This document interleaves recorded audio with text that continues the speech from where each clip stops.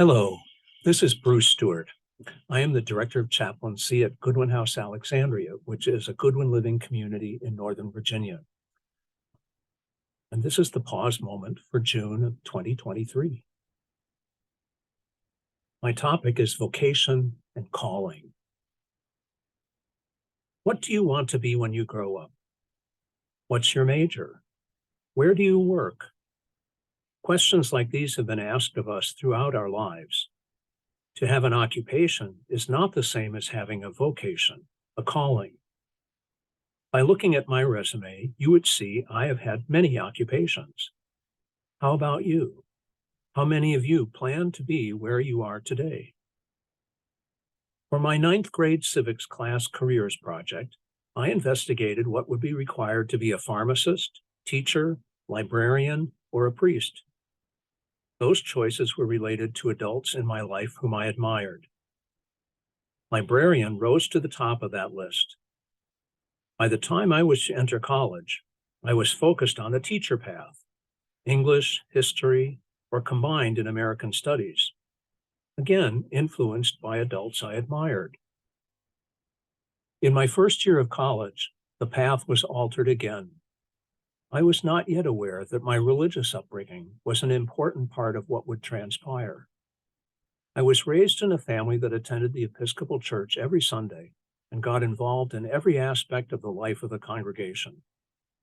I thought perhaps now I should do my own research into whether all this church and faith was real and worth continuing to keep in my life.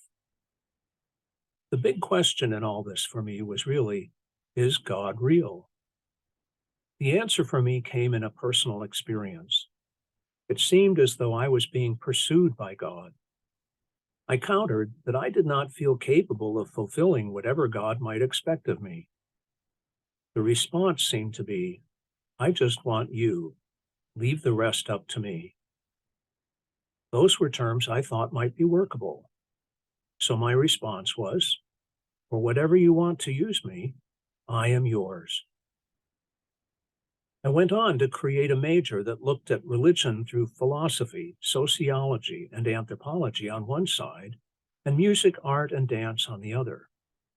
It essentially became a double major in religion and dance. My dance teacher confessed that she had chosen to be a dance teacher before she became aware that God may have had something else in mind. She decided that until she heard otherwise, she would be the best dance teacher she could be.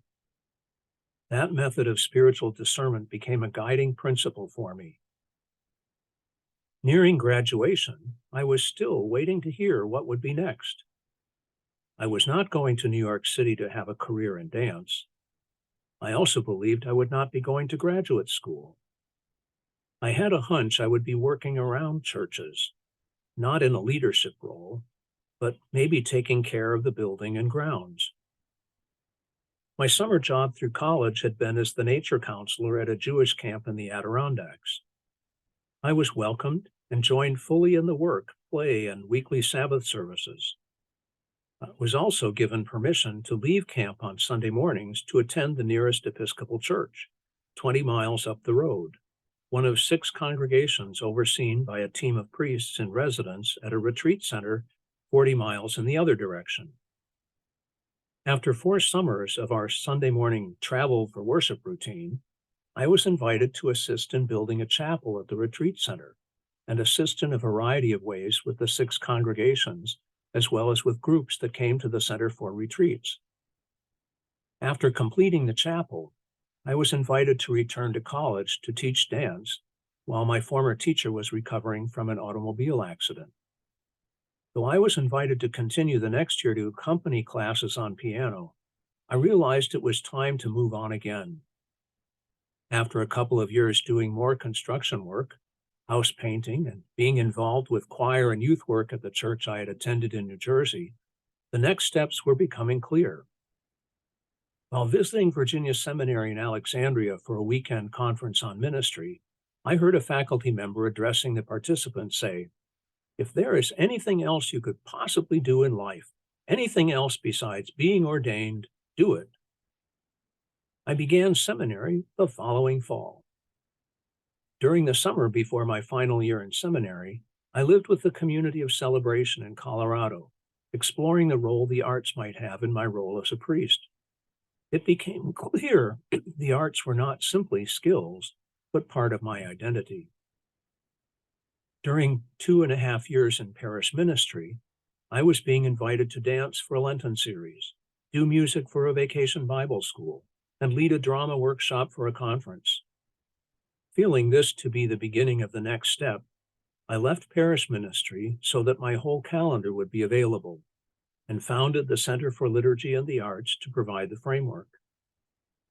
After 25 years of traveling the world, leading workshops, retreats, conferences, Bible schools, and more, I was invited to serve for a month as a substitute chaplain at Goodwin House, Alexandria, for January 2006 and again for January 2007. When the chaplain who had asked me to be a substitute announced his retirement in 2007, Goodwin House came after me.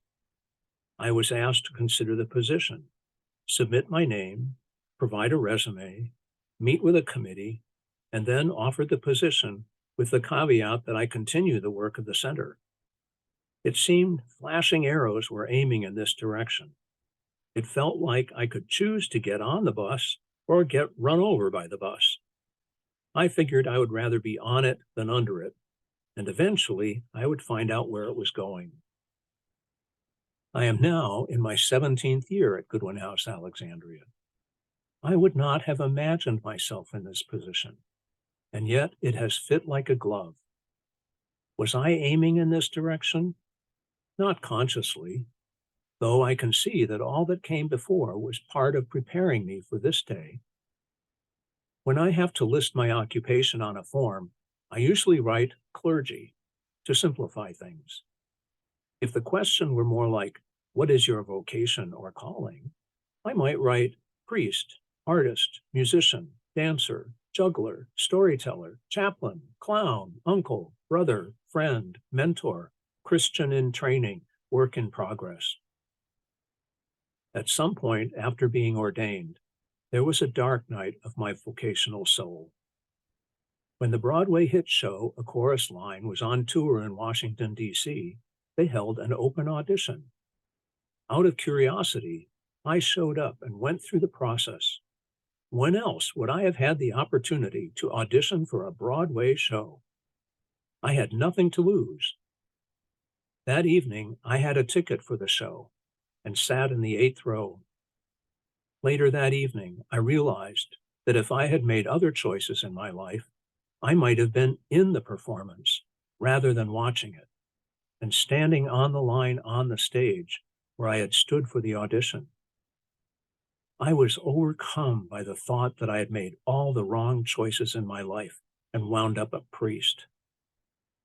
The dark night ended with the light of day, in which I realized that to believe my life would have turned out a different way was to require a different person making those decisions.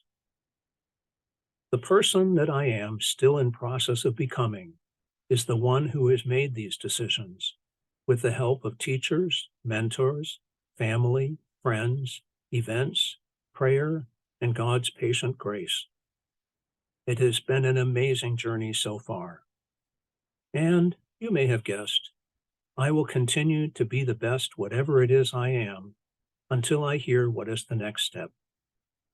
Thanks for listening. This is Bruce.